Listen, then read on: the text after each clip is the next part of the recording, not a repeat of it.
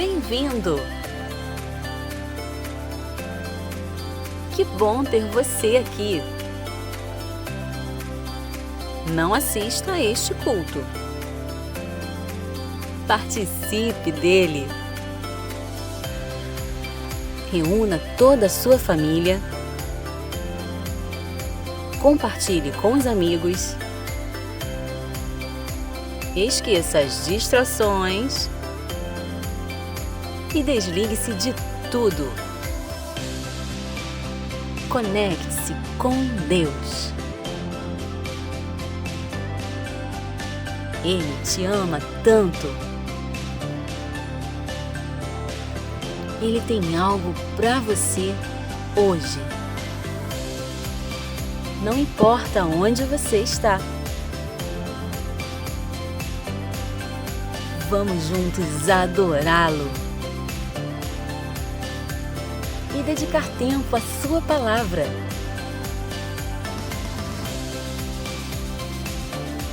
O culto vai começar. Obrigado por estar aqui. Deus abençoe sua família. Nos acompanhe nas redes sociais. Igreja Batista do Meia. Chamados para transformar vidas. Esse é o dia que o Senhor fez. Alegremo-nos, regozijemo-nos nele. Sim, primeiro domingo de maio. Já se passaram aí mais de 45 dias de isolamento social. Muito tempo, não é? Está demorando? Mas falta menos do que quando começou. Agora a gente já começa a ver em perspectiva o final disso tudo. Evidentemente que temos todos vivido dias de muitas dificuldades, de muitos temores, de muitas incertezas. Mas até aqui o Senhor nos ajudou. E esta manhã vamos celebrar ao Deus que é vivo, que reina soberano sobre todas as coisas. E nesta manhã, que Deus abençoe o seu coração. É dia de celebrarmos a ceia do Senhor. Jesus está assentado à mesa e nos convida para com Ele cearmos e celebrarmos a salvação que temos pela graça. Que esta manhã seja uma manhã de adoração. E este tempo de compartilhamento em culto ao Senhor, eu da minha casa, você da sua, e todos nós juntos, reunidos por meio desta conexão de internet, sejamos povo de Deus, que celebra o amor, a alegria e a esperança. E que todos possam saber que não há outro Deus senão o nosso Deus, o Deus do universo, Pai de nosso Senhor Jesus Cristo. Portanto, seja muito bem-vindo. Lembre-se, inscreva-se em nosso canal, clica no sininho para você receber as nossas notificações de novos vídeos e aproveite esse tempinho de início para republicar e enviar para os seus contatos, colocar nas suas redes sociais o link desta nossa transmissão. Tem sido uma oportunidade tão preciosa levarmos o amor de Jesus a tantas pessoas, a milhares de pessoas, neste tempo de isolamento social. Estamos longe uns dos outros, mas não estamos sozinhos. Queremos sentir a presença de Deus entre nós e queremos sentir que estamos juntos, unidos como família. Por isso, que este culto ao Senhor possa promover isto em sua mente, em seu coração. Que possamos louvar ao Senhor, ver o rosto de pessoas queridas que há tanto tempo não nos vemos pessoalmente, celebrar a esperança que temos em Jesus e, finalmente, assentados à mesa do Senhor, celebrarmos o memorial da ceia. Que Deus receba o nosso culto. Seja muito bem-vindo. Chame mais gente para estar conosco. Sente-se, mas não apenas assista. Sente-se, participe, cante conosco, louve, exalte ao Senhor. Pai querido, louvamos o Teu nome nesta manhã, suplicando que o Senhor recebas este culto, por graça e misericórdia. Nós não somos dignos, mas a Tua graça nos alcançou e Tu és merecedor. Tu, sim, és digno de toda adoração, de todo louvor e de toda glória. E é por isso que nós entoamos louvores a Ti nesta manhã. Recebe cada parte deste culto, que foi amorosa e carinhosamente preparado para Ti e para edificar o Teu povo, onde quer que ele esteja, neste momento, neste lugar. Em nome de Jesus, abençoa cada vida e que este tempo seja também um tempo de transformação, para que quando tudo isso passar, voltemos a viver um novo normal, uma nova realidade, em nome de Jesus. Amém. Vamos louvar ao Senhor. Gabriel vai nos conduzir mais uma vez em tempo de louvor. Mais uma vez eu peço, não ouça apenas, cante junto, adore ao Senhor, celebre o Deus vivo, dia de adoração e de celebração.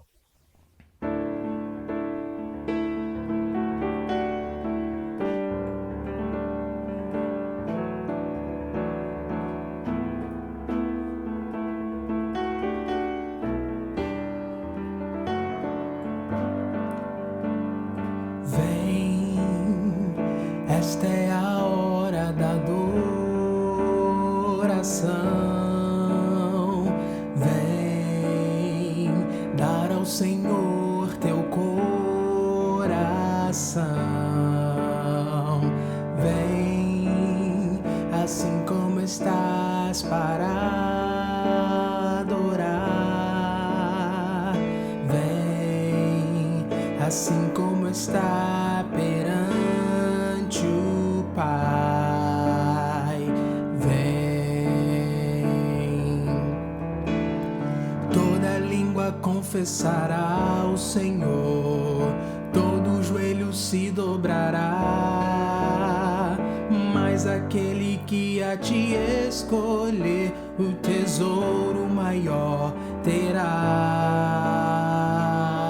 Toda língua confessará o Senhor, todo joelho se dobrará, mas aquele que a ti escolher, o tesouro maior terá. Vem, esta é a hora da adoração. Vem dar ao Senhor teu coração. Vem assim como estás para adorar. Vem assim como está perante o Pai. Vem. Toda língua confessará o Senhor, todo joelho se dobrará, mas aquele que a ti escolher, o tesouro maior terá. Toda língua confessará o Senhor, todo joelho se dobrará, mas aquele que a ti escolher, o tesouro maior terá. Vem, vem, vem. Amém. Vem assim como estás para adorar.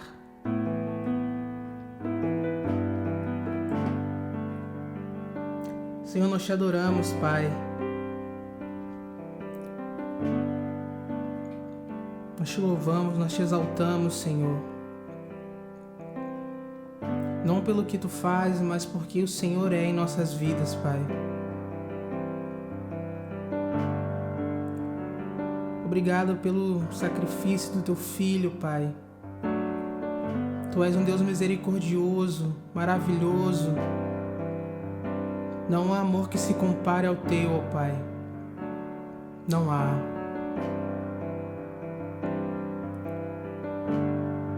Adora o Senhor.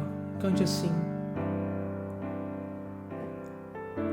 Digno é o Senhor,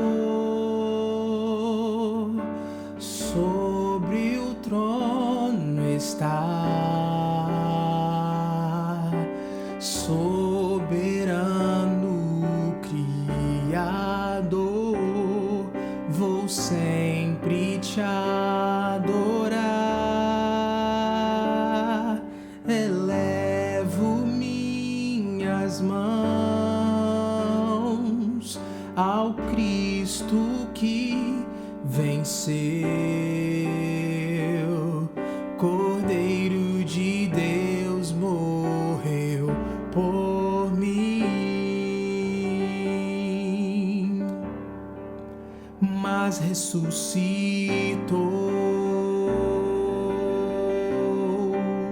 Digno é o Senhor, graças eu te dou, Pai, pelo preço que pagou, sacrifício de amor que me comprou, ungido do Senhor, pelos cravos em tuas mãos, graças eu te dou, ó meu Senhor. Lavo minha mente e coração, me deu perdão, restaurou minha comunhão. Digno é o Senhor, sobre o trono está, soberano Criador, vou sempre te adorar. Elevo minhas mãos ao Cristo que venceu. Cordeiro de Deus morreu por mim, mas ressuscitou.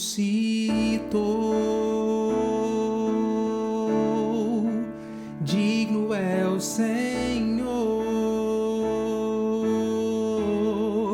mas ressuscitou.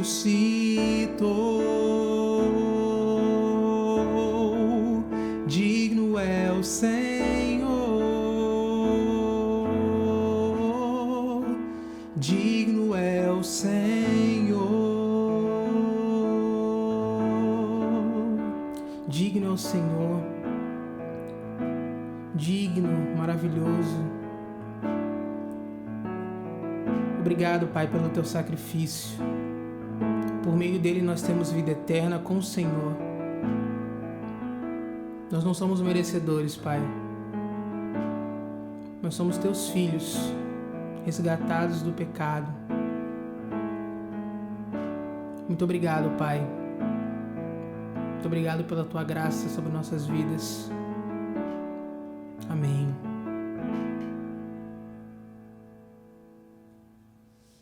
Bom dia, igreja! Como é bom mais uma vez estarmos adorando ao Senhor juntos, engrandecendo o seu nome e falando um pouquinho também daquilo que o Senhor tem feito entre as nações. Hoje eu quero te convidar a falar comigo o tema da campanha. Vamos juntos? Transforme o mundo com a alegria de Jesus. Isso mesmo. Transformar o mundo com a alegria de Jesus é falar desse amor, falar dessa alegria, transmitir entre os lugares mais remotos e muitas vezes em meio a dificuldades mesmo, em meio a perseguição, em meio a lutas e batalhas que acontecem no campo missionário. Nós vamos participar hoje de um momento especial para nós cristãos, que é a Ceia do Senhor. E algo que o nosso pastor sempre fala é: alguém deixou de ser servido? E essa frase sempre ecoa no meu coração, porque nós temos muitos que têm deixado de ser servidos, que ainda não fazem parte da nossa família, ainda não sentaram à mesa conosco com o nosso Senhor. E nós trabalhamos e nós precisamos falar do amor de Deus para que essa realidade seja mudada, para que todos sejam servidos e todos possam ter a oportunidade de sentar à mesa com o Senhor e fazer desse momento também de recordar e significar o sacrifício dele por cada um de nós, por todas as nações.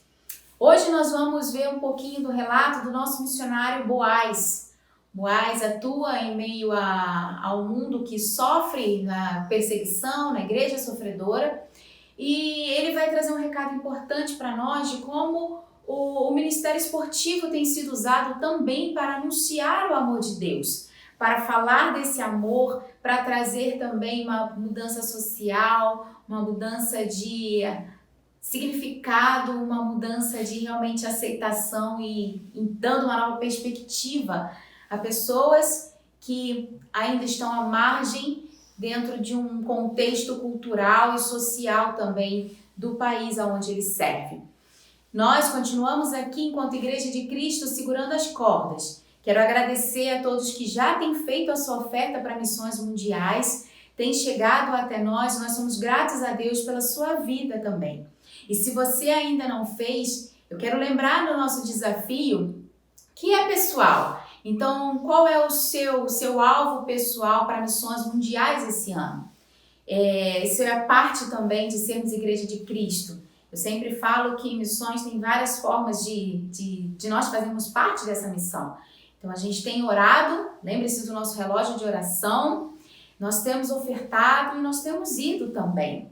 Então, que a nossa oferta também chegue e que, mais uma vez, a questão do sustento financeiro não seja uma preocupação para os nossos missionários, mas que eles saibam que nós aqui temos nos esforçado também de diferentes formas para que eles tenham também essa tranquilidade na anunciação do Evangelho de Cristo, longe de onde eles estão. Então, faça a sua oferta, caso você ainda não tenha feito. Identifique como missões mundiais, para que nossa tesouraria possa colocá-lo na rubrica correta.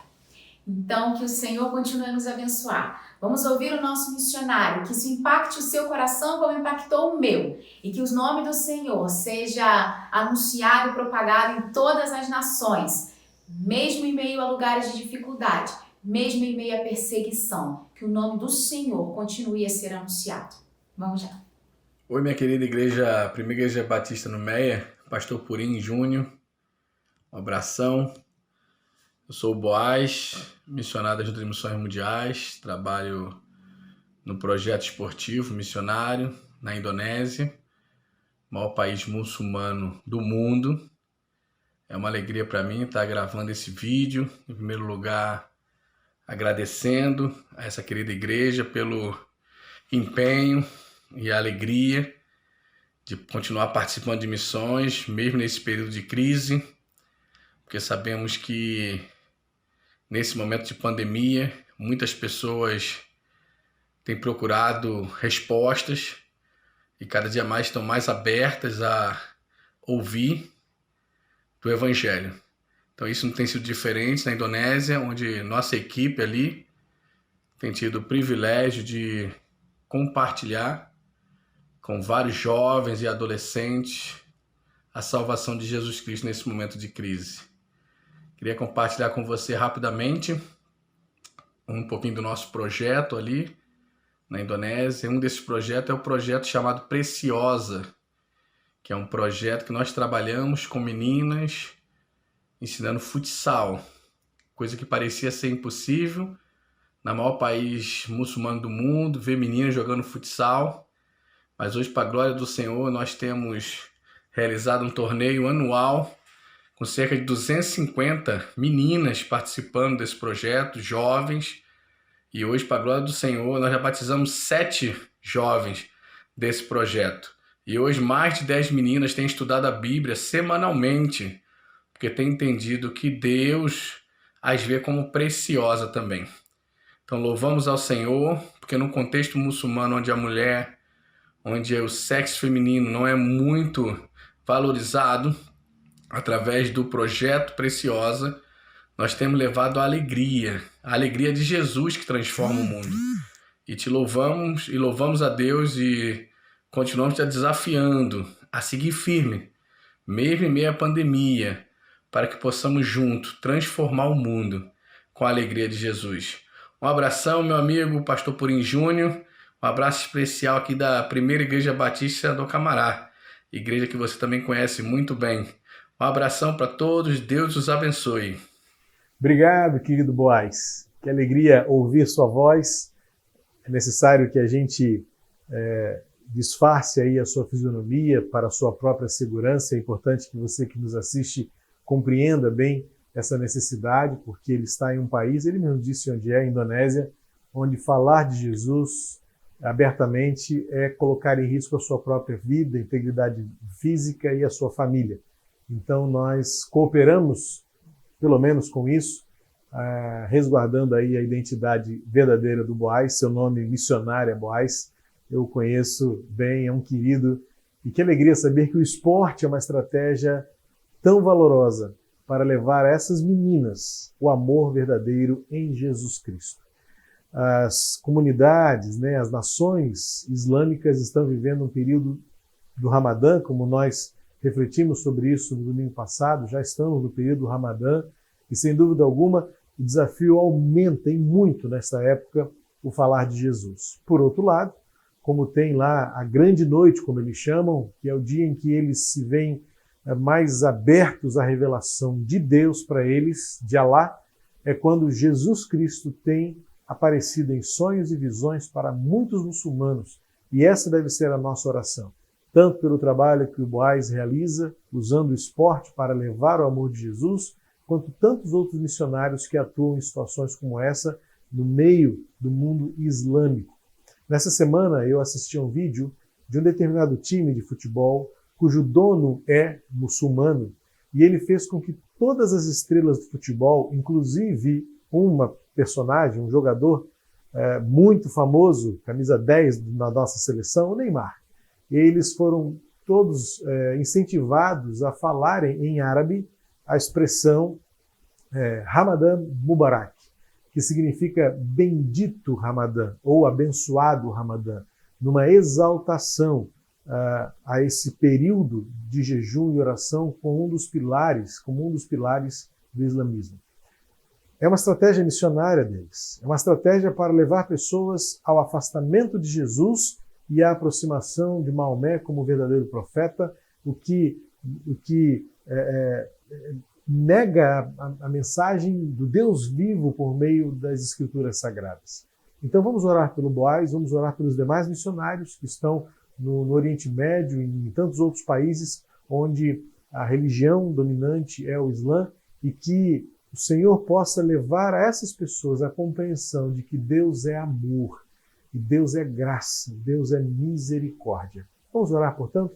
Pai querido, queremos nesse momento missionário agradecer-te porque temos sido inspirados por vidas tão preciosas, como tantas que já passaram por aqui em nossas transmissões deste culto, mas hoje pela vida do irmão Boaz, que tem colocado de uma forma maravilhosa seu conhecimento, suas habilidades esportivas para ensinar futebol e outras atividades esportivas e levar o teu amor especialmente aos meninos e meninas da Indonésia. Pai querido, renova as suas forças, renova o seu ânimo, dá a ele proteção e alegria para compartilhar e testemunhar de Jesus Cristo.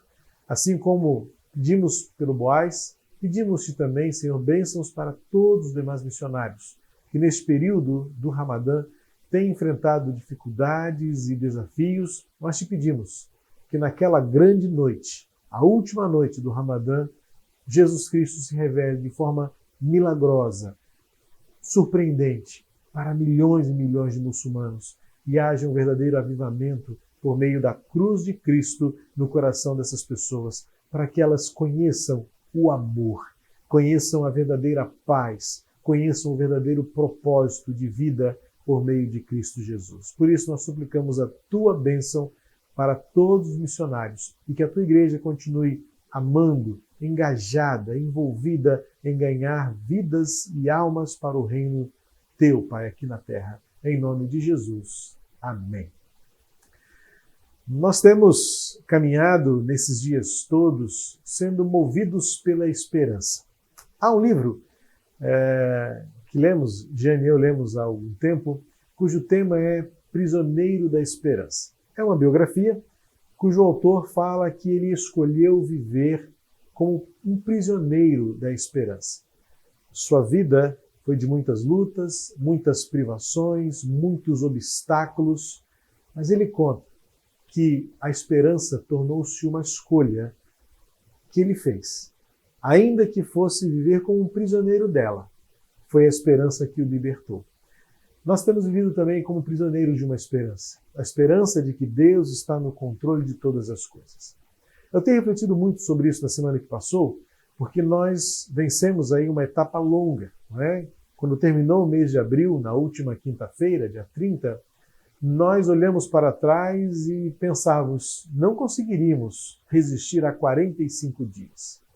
Essa semana que passou e essa que vai entrar, segundo a ciência, serão os dias mais difíceis para a nossa nação, para este contexto em que vivemos, pela tal curva, não é, da pandemia. Estamos orando para que Deus, com poder, com graça e com intervenção, minimize as dores, traga conforto, traga consolo, faça milagres acontecerem em nosso país. Tenho orado por um avivamento e por um verdadeiro quebrantamento no coração de toda a nossa nação. É verdade que muitas vezes no debate de ideias, de convicções, de preferências, nós continuamos uma nação dividida, uma nação polarizada. E eu quero convocar a Igreja de Jesus Cristo a unir os corações naquilo que é a sabedoria que vem do alto, que vem de Jesus por meio da cruz. E quando pensamos na Igreja de Cristo, pensamos na oportunidade que temos de testemunhar para esta geração a alegria e a esperança que nos move. Quando eu olho para a história da nossa igreja, a Igreja Batista do Meia, que caminha, pela graça de Deus, para celebrar no final deste ano de 2020, 102 anos de história, olhamos para trás e podemos alistar quantas experiências de lutas e desafios nós vencemos para chegar até aqui. Mas como esquecer e como não nos referir à nossa história desde o começo? Faça as contas. 102 anos de existência, então nossa igreja foi organizada em 1918. Sabe que ano foi 1918? Foi o ano da pandemia da gripe espanhola. Sim, a gripe que ceifou mais de 10 milhões de pessoas naquela época no mundo todo. Numa época onde não tínhamos internet, numa época onde não tínhamos a informação tão instantânea como temos, na época onde, por sua vez, não tínhamos os avanços tecnológicos da própria medicina, 10 milhões de pessoas morreram naquela pandemia, mais até. Olhando para trás, percebemos que foi justamente naquele ano em que nossa igreja foi organizada. Eu paro para olhar para trás e reflito sobre o poder que Deus tem de, em meio à pandemia, fazer a obra dele prevalecer, como a árvore plantada junto a ribeiros de águas, cujas folhas não caem e dá seu fruto na estação própria. É o que diz o Salmo 1, que é o resultado daquele que escolhe andar com Deus e ter na palavra de Deus a sua alegria todos os dias, por meio da meditação e da prática da palavra de Deus. O que eu quero dizer com isso, meu querido, neste momento de oração, é que nós vamos vencer. Haverá perdas. Lamentavelmente, haverá perdas. Como foi em 1918, como tem sido até aqui, com números assustadores, ultrapassando 6 mil vidas ceifadas já por esta pandemia, segundo as informações que temos como sendo as oficiais.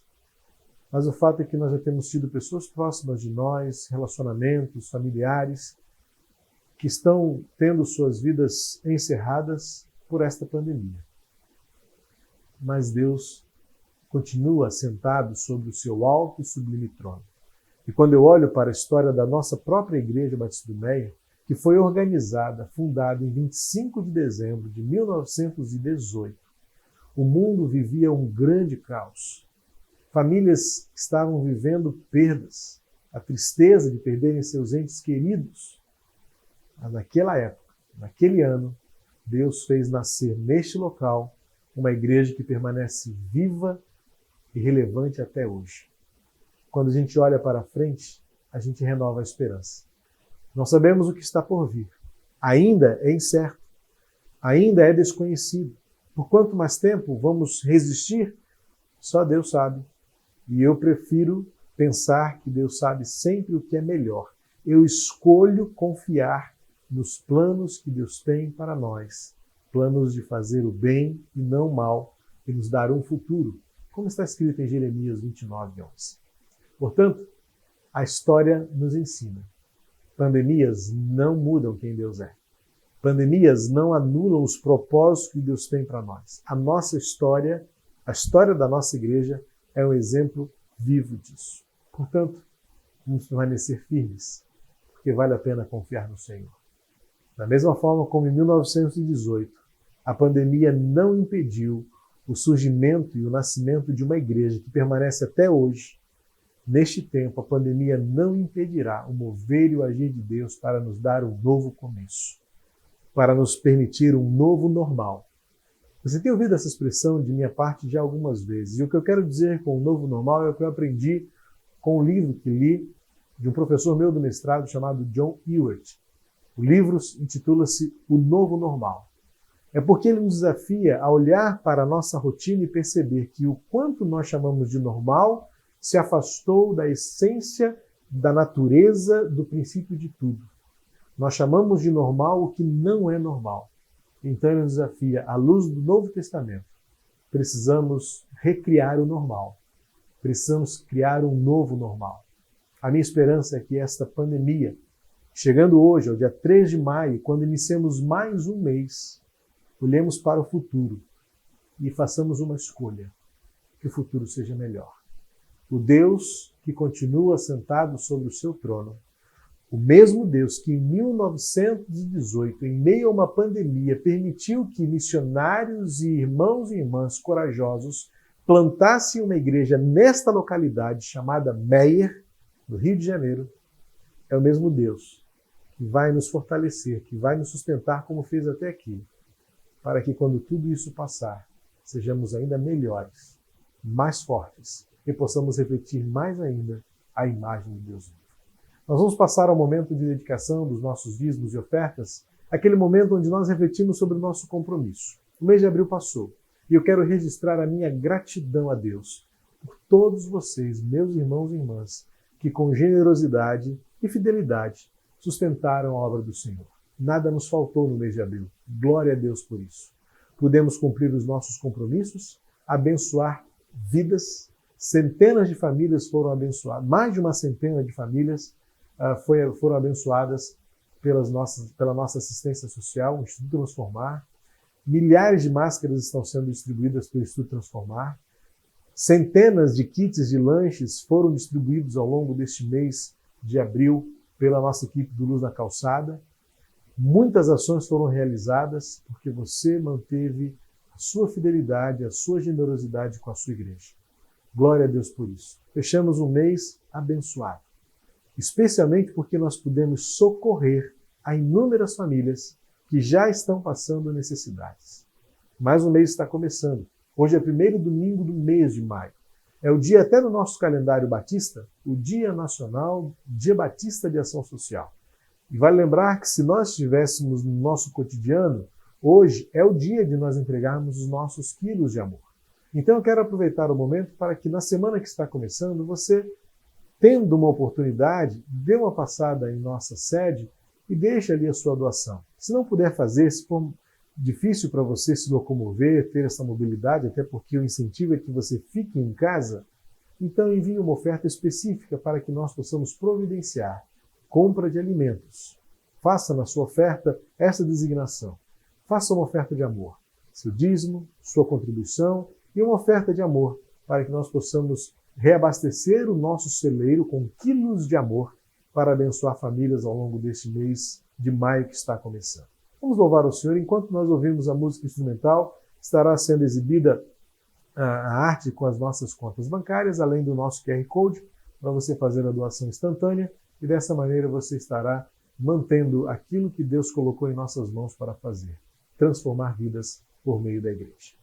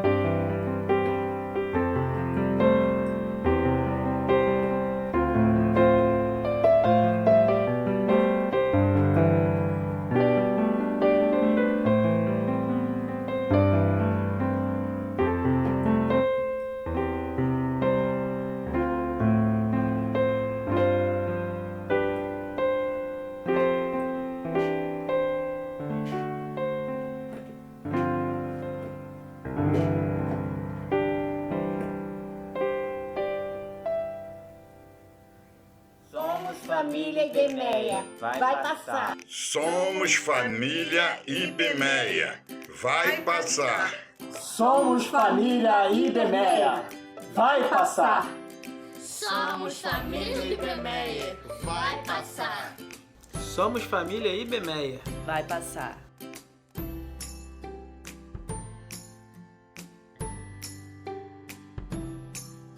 Somos família Ibemeia. Vai passar.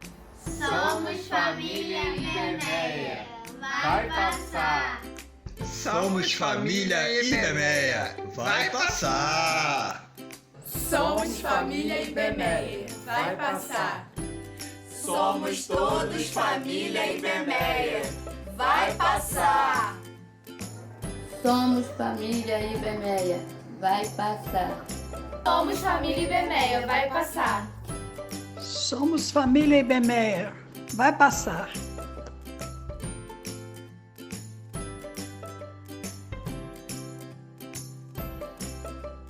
Somos família Ibemeia. Vai passar. Somos família Ibemeia. Vai passar. Somos família Ibemeia. Vai passar.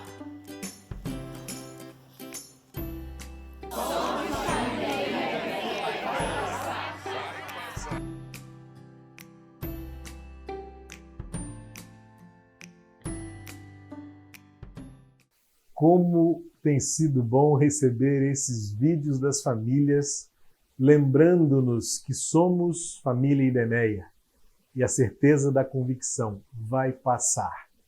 Tem sido maravilhoso receber esses vídeos. Se você não mandou o seu, da sua família ainda, mande. Teremos mais alguns domingos ainda para compartilhar e lembrarmos-nos quem nós somos, não é?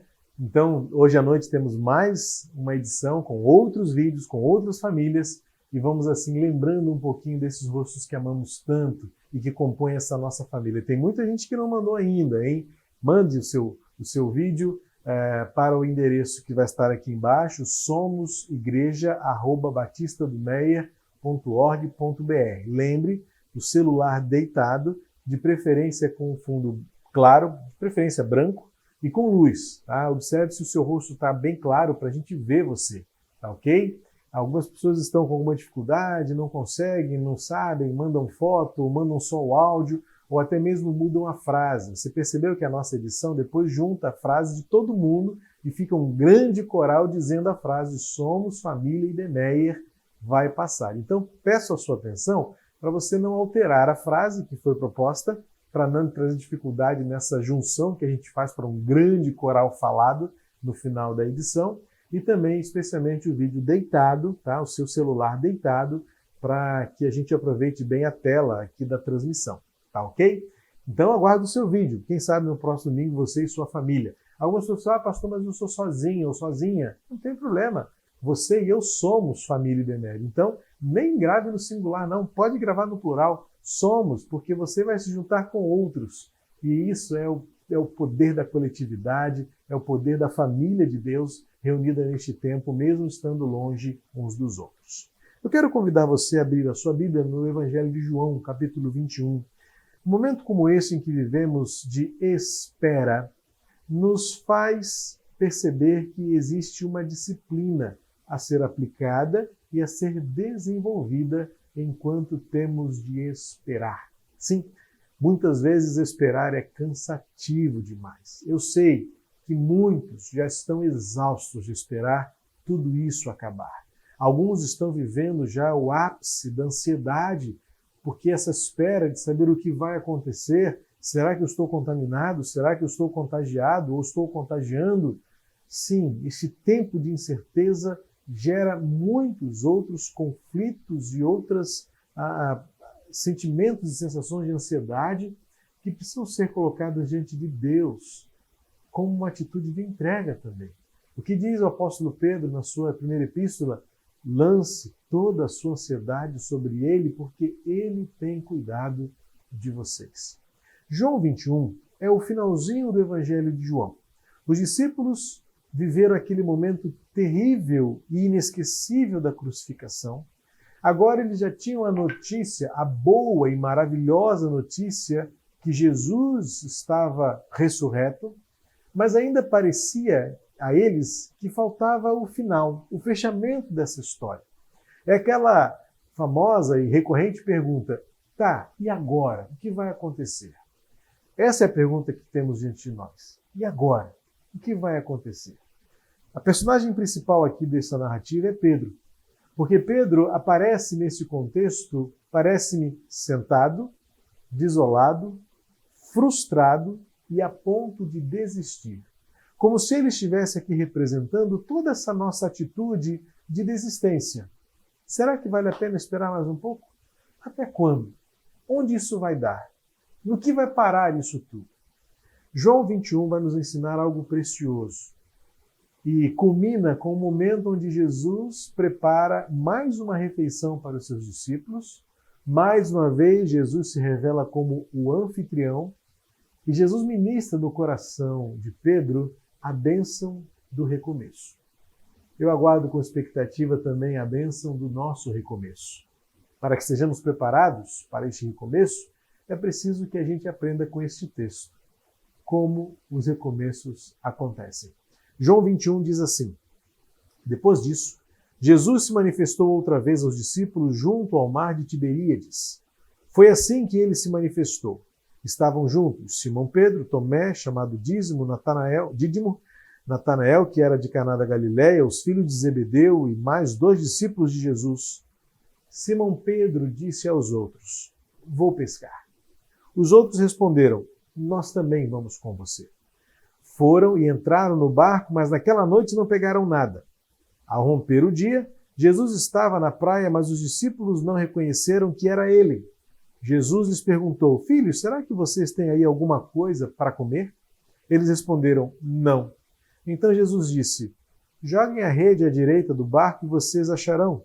Assim fizeram e já não podiam puxar a rede, tão grande era a quantidade de peixes. E o discípulo a quem Jesus amava disse a Pedro: é o Senhor! Simão Pedro, ouvindo que era o Senhor, cingiu-se com sua túnica, porque tinha tirado a roupa, e lançou-se ao mar. Os outros discípulos vieram no barquinho puxando a rede com os peixes, porque estavam somente aos 90 metros da margem. Ao saírem em terra, viram ali umas brasas com peixe por cima e também havia pão. Jesus lhe disse: tragam alguns peixes que vocês acabaram de pegar. Simão Pedro entrou no barco e arrastou a rede para a terra. A rede estava cheia com 153 grandes peixes, e mesmo sendo tantos peixes, a rede não se rompeu. Jesus disse a eles: venham comer. Nenhum dos discípulos ousava perguntar: quem é você? Porque sabiam que era o Senhor. Jesus veio, pegou o pão e deu a eles. Depois fez a mesma coisa com o peixe. E esta já era a 3ª vez que Jesus se manifestava aos seus discípulos depois de ressuscitado dentre os mortos. Depois de terem comido, Jesus perguntou a Simão Pedro: Simão, filho de João, você me ama mais do que esses outros me amam? Ele respondeu: sim, Senhor. O Senhor sabe que eu amo. Jesus lhe disse: apacenta os meus cordeirinhos. Jesus perguntou pela 2ª vez: Simão, filho de João, você me ama? Ele respondeu: sim, o Senhor sabe que eu amo. Jesus lhe disse: pastoreie as minhas ovelhas. Pela 3ª vez, Jesus lhe perguntou: Simão, filho de João, você me ama? Pedro ficou triste por Jesus ter perguntado pela 3ª vez: você me ama? E respondeu: o Senhor sabe todas as coisas, sabe que eu o amo. Jesus lhe disse: apacenta as minhas ovelhas. Há um contraste muito proveitoso, muito edificante nesse texto. Pedro, aquele Pedro que sempre foi o impetuoso, o Pedro disposto a tudo, o Pedro que havia prometido a Jesus: ainda que todos lhe abandonem, eu nunca vou abandonar o Senhor. Aquele Pedro que, no ímpeto de salvar o seu Senhor, desembanhou uma espada e arrancou a orelha do soldado romano.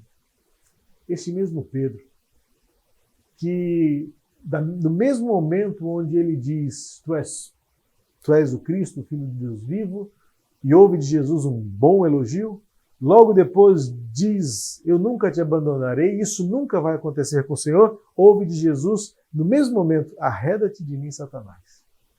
Pedro representa muito das nossas contradições e também dos nossos contrastes. Um dia, muito bem. No outro dia, muito mal. Num dia, em alta. No outro dia, em baixa. Num dia, fortemente animado. No outro dia, como agora, sentado na beira da praia, pensando em desistir. Sim, o que esse texto pode nos ensinar nessa narrativa, nessa descrição do quadro, do cenário que vivemos, é que Pedro estava ali frustrado, desanimado, carente, e pensando que voltar à sua vida antiga era o que melhor lhe podia acontecer. Mas esse texto vai nos ensinar algo precioso quando Jesus aparece aos seus discípulos no meio de uma pescaria frustrada, transformando-a em uma pescaria gloriosa. Há 3 coisas que esse texto me ensina. Primeiro, é que não existe ninguém tão triste que Cristo não possa alegrar. Não existe alguém tão sozinho que não possa sentir a presença gloriosa e milagrosa de Jesus Cristo. E também, não alguém tão caído, tão cansado, que Deus não possa levantar. Pedro estava sentado na beira e pensou em desistir de tudo. É o que todos nós concordamos quando lemos esse texto. Ele diz assim, vou pescar. E é também precioso pensar que esse negativismo, esse pessimismo, essa frustração, ela é negativamente contagiante. Porque estavam sentados ali e quando Pedro diz, chega, para mim chega, eu vou pescar porque nada está acontecendo, está difícil demais de esperar, a demora é grande, com ele logo se levantam os outros e dizem, também vamos com você. É interessante como nós, quando observamos o comportamento das pessoas, é sempre muito mais fácil e muito mais rápido o contágio para aquilo que é mal, ruim ou negativo do que aquilo que é otimista, positivo, virtuoso. Parece que é muito mais fácil engrossar a corrente daquilo que é ruim, daquilo que é mal, do que fortalecer a corrente daquilo que é bom, positivo, virtuoso. Parece que é sempre muito mais fácil inclinarmos para o que é carnal do que para aquilo que é espiritual. E o texto vai nos mostrar que agora esse mesmo Pedro, que havia dito lá atrás, ainda que todos te abandonem, eu não te abandonarei, ele está agora a ponto de voltar para as suas redes antigas, para o seu velho barco, para a sua vida anterior, e dizer assim, não vale a pena esperar. E é no meio desta crise de propósito na vida de Pedro que Jesus surge para renovar Pedro, para atrair Pedro novamente, para levantar Pedro e para dizer, não, Pedro, ainda vale a pena. Eu ainda estou aqui e estarei com vocês até o fim. O milagre da pesca revela para aqueles discípulos que é Jesus. A presença, o milagre de Jesus atesta que nenhum outro poderia fazer o que ele fez. Ele dá ordens, os discípulos obedecem e o milagre acontece. Ele fala, os discípulos ouvem e o milagre acontece. No primeiro momento ele não é reconhecido, mas quando vem suas obras se realizar, não há dúvida, é o Senhor. Então agora o Pedro novamente volta a ser o impetuoso, cinge-se da sua roupa novamente, mergulha na água e vai para a praia para estar com Jesus, porque ele sabe que não há coisa melhor do que estar com Jesus. É assim conosco também, não pode haver experiência melhor, mais transformadora, mais supridora do que estar com Jesus. E esse texto vai nos ensinar que agora Jesus estava preparando para eles uma refeição, o acolhimento, o aconchego. E eu gosto sempre de, quando leio esse texto, pensar que Jesus já gostava de um churrasquinho desde aquela época, porque o texto vai dizer que ele havia preparado na brasa. A brasa estava incandescente e ele já havia preparado uns pães e pede agora para que eles tragam os seus peixes. É interessante que a nossa relação com Jesus sempre reflete, revela a necessidade da nossa entrega, o que nós trouxemos para essa refeição. Jesus estava ali como anfitrião, já preparado, versículo 9 vai dizer que eles viram ali brasas com peixe por cima e também havia pão. Há um detalhe sempre precioso a destacar no texto. O versículo 9 diz que já havia peixe e os discípulos estavam lá pescando peixe. Surpreendente pensar que antes mesmo deles chegarem na praia, Jesus já havia providenciado e provido as suas necessidades antes mesmo deles terem trazido. Tanto que no versículo 10 ele diz assim: tragam alguns dos peixes que vocês acabaram de pegar. Por quê? Porque eu já trouxe o que vocês precisam. Mas tragam o que vocês têm. Veja que é nesta relação de complementaridade. O culto que prestamos, a adoração com que nós servimos ao Senhor, é aquilo que Deus nos dá e aquilo que nós entregamos. É aquilo que Deus trouxe para nós, para este momento de culto, e aquilo que agora nós estamos dispostos a entregar. É essa relação de adoração e serviço que inclui a providência de Deus e a entrega que nós estamos dispostos a fazer. O que entregamos ao Senhor? E é a partir da nossa entrega que nós experimentamos o aconchego, o cuidado, a companhia do Senhor à mesa. E agora, aquele mesmo Pedro que estava desolado, frustrado e a ponto de desistir, ouve do Senhor uma palavra de convocação e restauração. Esse momento de Pedro e Jesus agora é um desafio de interpretação, porque existem teses de doutorado teológico, exegético, de grego, para tentar decifrar o porquê Jesus perguntou 3 vezes. Na língua grega existe um mistério assim a ser estudado, porque Jesus pergunta 2 vezes usando uma determinada palavra grega, que é filéu, que se refere ao amigo fraterno, quando finalmente ele pergunta a Pedro ágape pelas 2 primeiras vezes, e Pedro sempre respondendo filéu. E só na 3ª vez Jesus muda sua pergunta e pergunta como Pedro estava respondendo. Há um mistério nessa dicotomia, né? Nesse binômio de formas de amar a que Jesus se refere, mas a gente volta àquele nosso estudo da bem-aventurança. Jesus não falava em grego. Esse texto ainda é um texto bem interessante de ser dissecado. Mas eu vou destacar aqui o que a maioria dos exegetas, dos estudiosos, destacam nesse texto. Parece-nos que é o momento da restauração, porque não sem sentido pensarmos que Jesus está perguntando 3 vezes para Pedro se Pedro o ama, porque foram também 3 vezes as vezes em que Pedro negou Jesus lá no pátio da casa de Caifás. Lembra dessa narrativa, quando Pedro por 3 vezes negou que conhecia Jesus? Parece que agora há um momento onde Jesus quer trazer à memória de Pedro que ele precisava de fato recomeçar de onde ele caiu. Lembra que Jesus disse à igreja em Éfeso? Lembra-te de onde caíste. Volta ao seu primeiro amor. Parece então, e a maioria dos estudiosos concordam, que há um teor de cura, há um teor terapêutico de trazer à memória de Pedro de que ele causou um grave delito.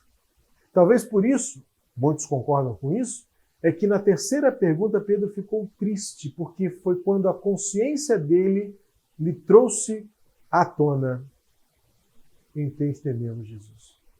Eu pisei na bola, eu caí feio, e agora entendo por que o Senhor está insistindo comigo, porque eu preciso voltar lá onde eu caí e agora recomeçar.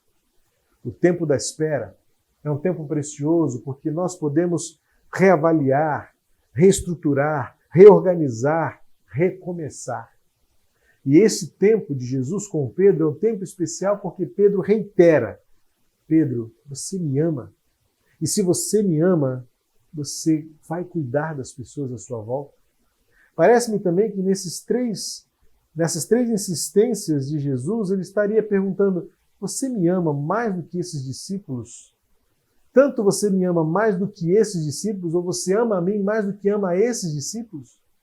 Você ama a mim mais do que você ama os seus barcos, as suas redes? Você ama a mim mais do que a você mesmo?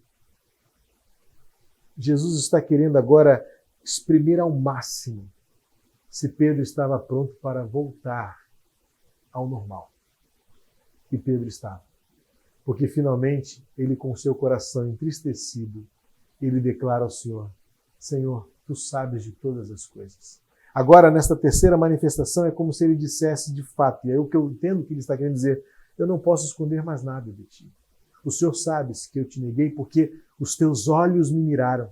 Lembra daquela narrativa dolorosa de que quando ele negou a Jesus pela terceira vez, o galo cantou e ele caiu em si, lembrando-se das palavras de Jesus: antes que o galo cante, 3 vezes você terá me negado. E então o texto diz que Pedro saiu e chorou o choro mais doído, mais amargo que se tem registro nos evangelhos de um discípulo. E agora Jesus está querendo fazer com que ele voltasse àquela cena, se arrependesse e voltasse por cima. Voltasse agora transformado, restaurado. E é o que ele vai dizer a partir do versículo 19, quando ele, a partir do versículo 18 e 19, quando ele prepara o final da vida de Pedro, dizendo assim: Pedro, você terá uma vida longa. E ao final da sua vida, o meu nome é de ser glorificado. É para isso que nós estamos aqui. Como ele fez com seus discípulos, Jesus já preparou a mesa. Nós estamos em culto ao Senhor porque ele já preparou o peixe, as brasas ardentes e o pão. E o que nós trouxemos para ele agora? Talvez estejamos trazendo um coração cansado, como o de Pedro. Talvez estejamos trazendo um coração frustrado, como o de Pedro. Talvez estejamos trazendo um coração que está a ponto de desistir, como o de Pedro. Mas sentar-se à mesa com o Senhor restaura a nossa vida. E agora, ouvimos de Jesus: você me ama? A minha oração é para que este tempo de afastamento social, em que nós estamos mais do que nunca reflexivos, críticos acerca de nós mesmos, críticos também acerca de tudo e de todos, seja um tempo para nós ouvirmos esta pergunta de Jesus que ressoa e ecoa por quase 2000 anos. Você ainda me ama? Que este tempo seja um tempo para afirmar que nós amamos Jesus mais do que todas as coisas. E que traga à nossa memória todos os pontos onde nós podemos ser melhores e cada vez mais parecidos com Jesus. Nós vamos preparar para sentar à mesa agora. Eu vou me reunir com a minha família e você vai se reunir com a sua. Enquanto nós ouvimos o coro Hosana nos preparar para este momento, Jesus nos convida para sentarmos à mesa com ele, como convidou os discípulos, como sentou-se à mesa com ele por várias vezes, para fazer da mesa um lugar de acolhimento, para fazer da mesa, ainda que fosse na beira da praia, um lugar de restauração. Que esta manhã seja também um dia de restauração para você. Convido você a sentar-se à mesa comigo, para juntos celebrarmos a ceia do Senhor.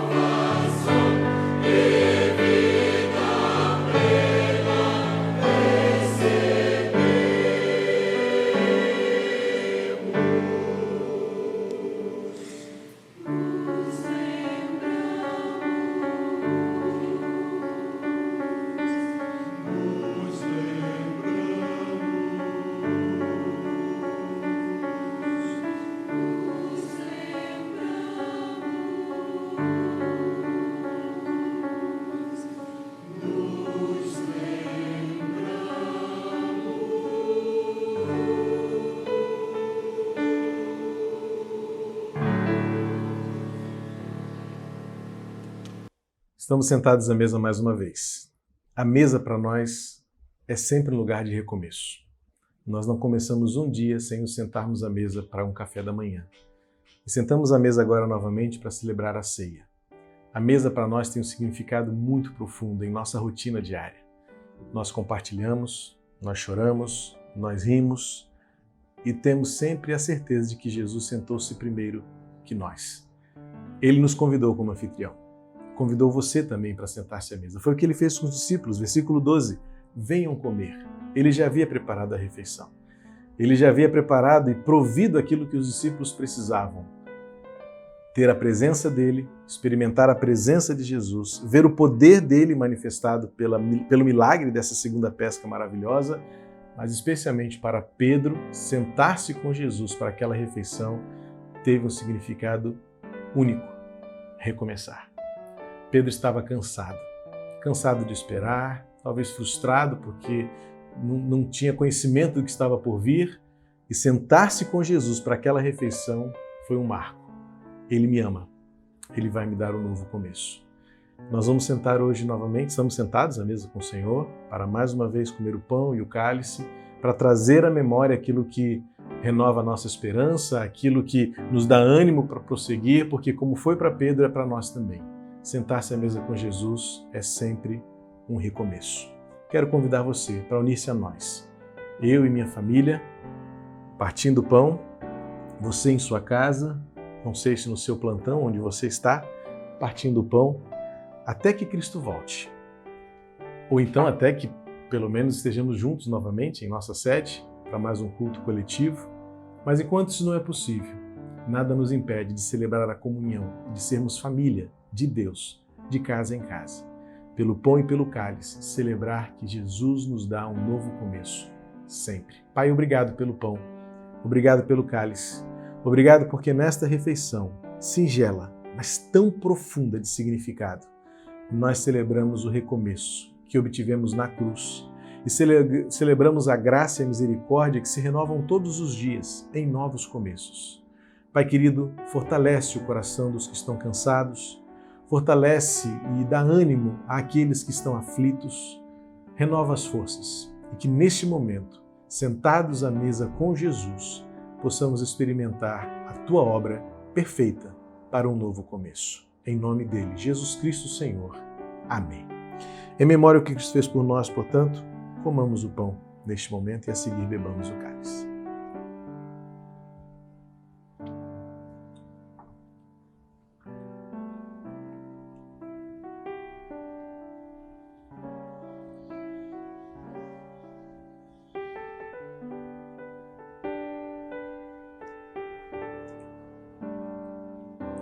Após a refeição, Jesus perguntou para Pedro: Pedro, você me ama? Pedro teve de responder 3 vezes: sim, eu te amo. Após essa refeição, Jesus pergunta para todos nós novamente: você me ama? É a pergunta do recomeço. É a pergunta da restauração. Pedro estava cansado, desanimado, frustrado e talvez a ponto de desistir. Mas esta pergunta virou a chave na cabecinha de Pedro, virou o pensamento de Pedro para que ele entendesse que a história só termina quando Deus acaba o que ele começou. E a história de Pedro ainda tinha um longo percurso pela frente. Que a sua história também continue num recomeço, numa mudança, numa transformação. Se você deseja e entende que este é o tempo de recomeçar, nós queremos ajudar você, queremos orar com você, queremos conversar com você, ouvir você e falar com você. Entre em contato conosco. Está sendo exibido aqui um número de WhatsApp e de celular, você pode usar as duas formas, e alguém da nossa equipe pastoral irá atender você, falar com você, ouvir você, orar com você. Recomece. Este é um tempo de espera e pode e deve ser um tempo de restauração.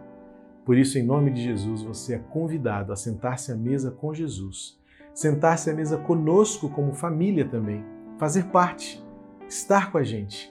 Por isso você é muito bem-vindo. E que seja nesta manhã um tempo de recomeço, como foi para Pedro, como foi para mim, para cada um de nós, um tempo de recomeçar.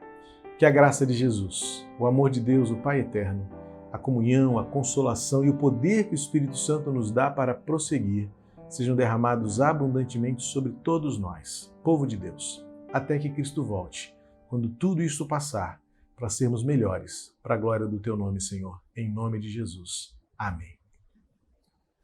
Obrigado por estar aqui. Deus abençoe sua família. Nos acompanhe nas redes sociais. Igreja Batista do Meia. Chamados para transformar vidas.